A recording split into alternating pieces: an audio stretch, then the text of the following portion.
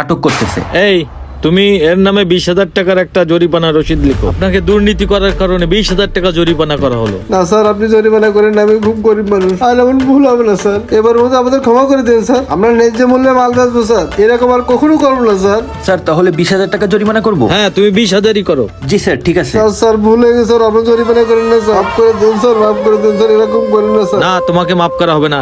এই তুমি লিখো। এই নিন, দুর্নীতি করার কারণে আপনাকে 20,000 টাকা জরিমানা করা হলো। মাফ করে দিন স্যার, মাফ করে দিন স্যার, এরকম করেন না স্যার। সাধারণ জনগণের কাছে আপনি এরকম দুর্নীতি করে আর বেচাকেনা করবেন না। জিনিসের যেটা ন্যায্য দাম হয় সেই দামেই বিক্রি করবেন, তা না হলে সাধারণ জনগণ কিভাবে তাদের সংসার চালাবে? জি স্যার, আর এমন হবে না, আমার আজকে একটু মাফ করে দিন স্যার। কোনো কথা চলবে না, জরিমানা তো আপনাকে করাই লাগবে, যেহেতু আপনি একটা চরম অন্যায় করেছেন। এর মাসুল তো আপনাকে দিতেই হবে, আর আপনাদের যেটা সঠিক মূল্য আপনারা সেটাই নেবেন। জি স্যার, ঠিক আছে। আজকে তো শুধু আপনাকে জরিমানা করলাম, এরপরে কিন্তু আপনাকে জেলও খাটতে হবে। সময় থাকতে নিজেকে শুধরে ফেলুন। আর আপনাদের ওপর এবার থেকে আমরা কঠোর নজরদারি রাখবো।